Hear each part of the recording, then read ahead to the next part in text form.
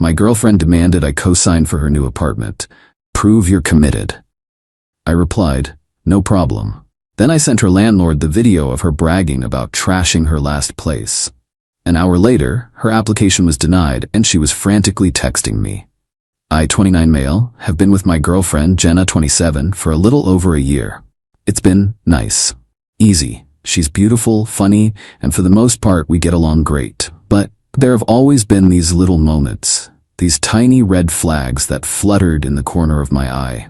A comment about how her friend's boyfriend just bought her a Cartier bracelet, the way she talked about her old jobs, always ending with how the boss was an idiot or her coworkers were jealous.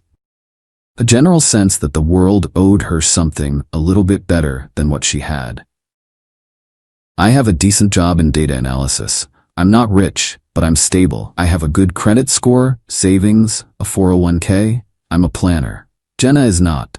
She works in marketing, but bounces from freelance gig to freelance gig. Her finances are what you might call aspirational. Last week she told me she had to move out of her current place. Her roommate is getting married. Instantly, Jenna's entire focus shifted to finding a new apartment. Not just any apartment. A luxury one-bedroom in a brand new building with a rooftop pool, a 24-hour concierge, and an in-unit washer-dryer that probably costs more than my car. I saw the listing. It's gorgeous. It's also about twice what she can realistically afford. I tried to gently bring this up. Jenna, this place is amazing, but are you sure the rent is manageable? She just waved a dismissive hand. Oh, I'll make it work. I'm up for a promotion. I've been hearing about this phantom promotion for 6 months. The conversation I'd been dreading came last night. We were at my place, making dinner. She was scrolling through pictures of the apartment on her phone, sighed dramatically, and looked at me with those wide, pleading eyes. Babe, she started, and I could already feel my stomach tighten. So, I talked to the leasing agent. My application is a little weak. What do you mean, weak? I asked, stirring the pasta like my life depended on it. Well, my income isn't consistent enough for them, and my credit is, okay, not great. She took a deep breath. But the agent said there's a simple solution. I just need a cosigner. I stopped stirring. I knew where this was going. I think I've known for a week. And you want me to do it, I said. It wasn't a question. Well, yeah, she said, her voice getting a little too bright. It's just a formality, a signature. It would prove you're really committed to me, to us, that you see a future. There it was, the emotional leverage. Not a discussion about finances or risk, but a test of my love, my commitment. She was holding our relationship hostage for a lease agreement. I told her I needed to think about it. Think about what? She snapped, the brightness gone. It's a simple yes or no, Craig. Do you see a future with me or not? Because if you did, this wouldn't even be a question. She left in a huff a few minutes later, saying she needed to be with people who actually support her. My phone has been buzzing with texts from her and her 2 best friends ever since. All of them variations of, I can't believe you're doing this to her, and after all she does for you, I feel like I'm being railroaded. Co-signing is a massive financial risk. It's legally binding me to her potential irresponsibility. If she flakes on rent, they come after me. It tanks my credit. But if I say no, I'm the uncommitted, unsupportive dirtbag. I'm trapped. And the worst part is, a small, stupid part of me is wondering if she's right. Am I just being selfish? She needs an answer by Friday. I'm sitting here, staring at my ceiling, and I honestly don't know what to do. Update. The pressure campaign that followed was insane. It was a coordinated attack. Her mom called me, using that disappointed, pitying tone about how Jenna has a sensitive soul and just needs a little stability. I tried to offer compromises, offering to give her a significant sum for a deposit on a more affordable place, helping her budget, and was shot down. She didn't want a cheaper place, she deserved this one. The whole thing made me feel dirty, used. The more they pushed, the more my gut screamed at me that this wasn't about an apartment. It was a preview of the future. By Saturday, I'd had enough. Our relationship felt like it was already over, and I was just waiting for the official announcement. I looked around my apartment and saw all her stuff. The extra hair products in my shower, the stack of magazines on my coffee table, the little box of random tech junk she'd left here months ago because her own place was too cluttered. I felt a sudden, urgent need to reclaim my space. I started packing it all up. I was angry, I admit it. Every item I put in the box felt like a small act of taking my own life back. That's when I got to the tech box. Old chargers, a cracked tablet, and a small, portable hard drive. I remembered her complaining that she couldn't find it and that it had her old college stuff on it. Ordinarily, I would have just dumped it in the bigger box. But the pressure, the manipulation, the sheer unfairness of the situation, it created this ugly curiosity in me. My gut had been telling me for a week that something was off about her, about this whole desperate push. I felt a pang of guilt, but it was drowned out by a stronger feeling, self-preservation. I plugged the drive into my laptop. It was a mess of poorly organized folders. Unifinals, Pics 2021, random crap. I clicked on a folder named April-May 22. It was mostly photos, brunches, parties, the usual.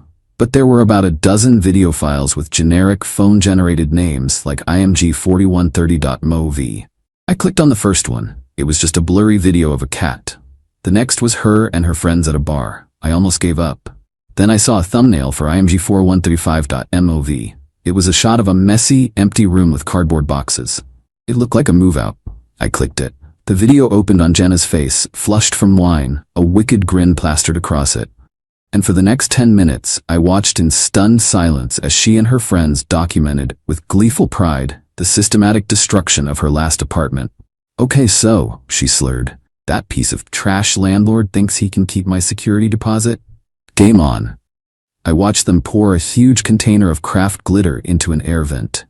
I watched her friend pour bacon grease down the kitchen sink. I watched Jenna herself drag a heavy chair across the hardwood floors, leaving a deep, ugly scratch, winking as she said, "Good thing the rug covers that." They even left raw shrimp inside the curtain rods.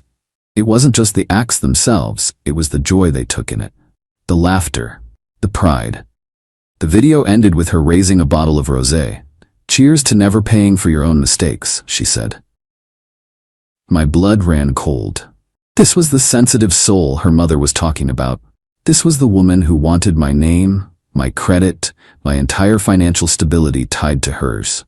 The last piece of the puzzle clicked into place. The entitlement, the casual attitude toward money, the belief that she deserved the best. It all stemmed from this core belief that rules and consequences were for other people. I downloaded the video. I sat there for a long time, the glow of the laptop on my face. The anxiety was gone. The confusion was gone. All that was left was a cold, hard clarity. I knew what I had to do. Update 2. Sunday morning, I woke up with a plan. It wasn't a fiery revenge plot. It felt more like a necessary, if unpleasant, business transaction. I went to the luxury apartments website, found the name of the parent property management company, and then used LinkedIn to find the profile of the regional property manager. It took about 20 minutes of clever searching to figure out their corporate email format. At 9:30 a.m., I sent a very calm, very professional email. Subject: information regarding application for App 14B Jenna. Good morning. My name is Craig. I was listed as a potential co-signer on an application for the above unit by my girlfriend, Jenna. In the process of considering this significant financial commitment, I discovered information that I believe is critically relevant to her tenancy history and suitability as a resident. I feel I have a moral and fiduciary responsibility to share this with you, as I would not want my own property treated in this manner. The attached video file provides the necessary context. Sincerely, Craig. I attached the img4135.mov file. I hit send, and then, nothing. The hour-later, glorious victory I might have fantasized about didn't happen.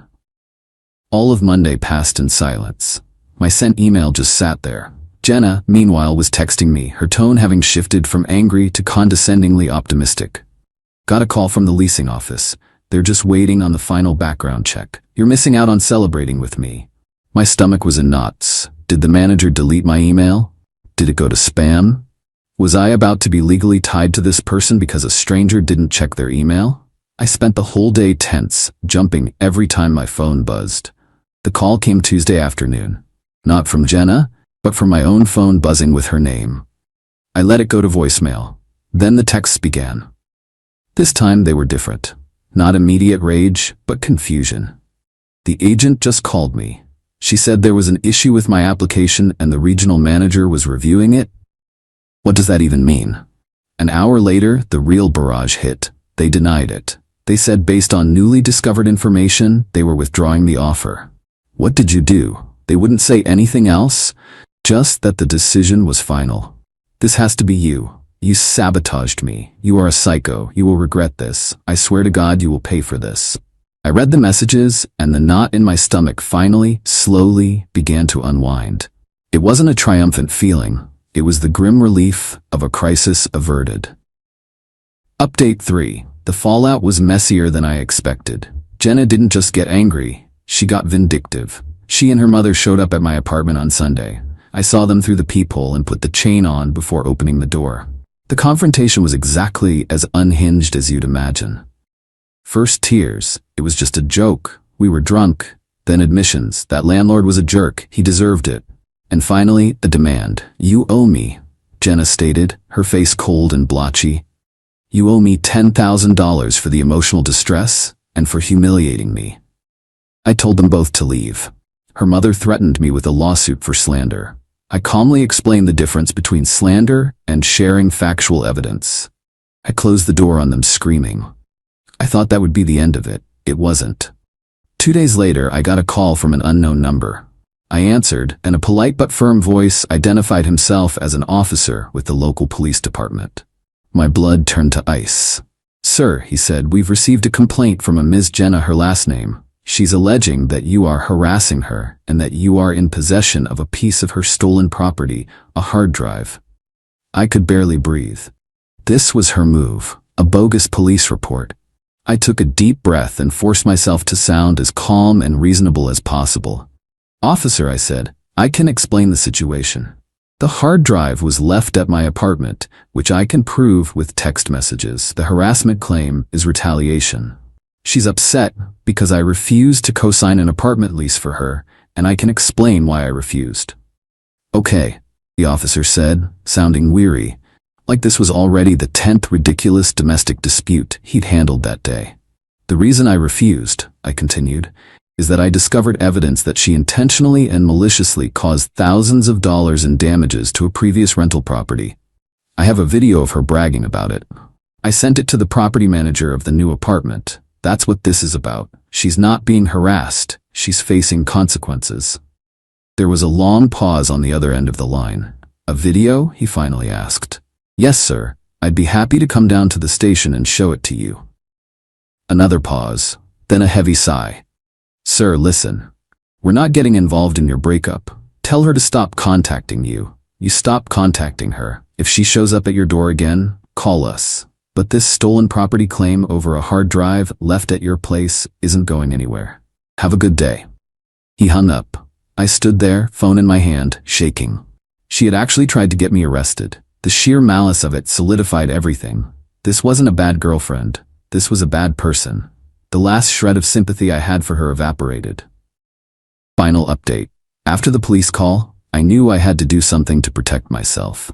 Her attempt at extortion and filing a false police report crossed a line. This wasn't about revenge anymore. It was about ending this. I wrestled with it for a day, but I knew who I had to call. I called Jenna's mom. She started in immediately, accusing me of traumatizing her daughter. I let her talk. When she finally ran out of steam, I spoke. Mrs. her last name, I said, my voice quiet.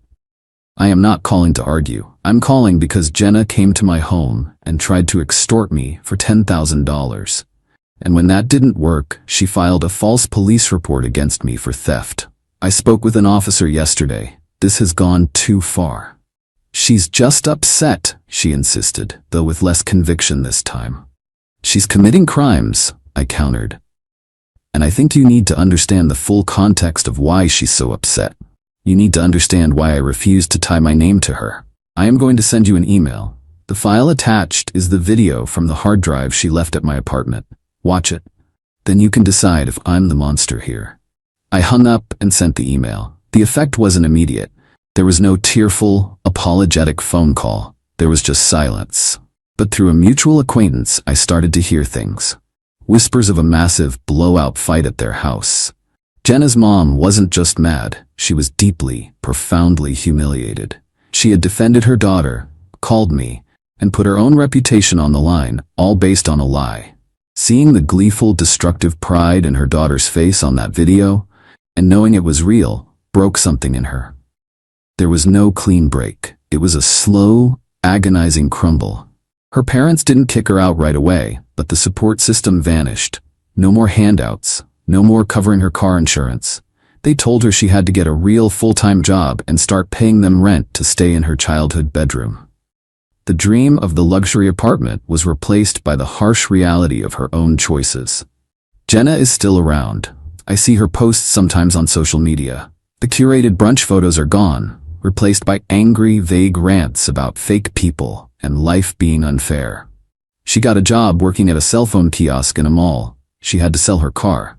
She moved out of her parents' house last week into a dingy room-for-rent situation she shares with 2 other people. Seeing her downfall doesn't bring me joy.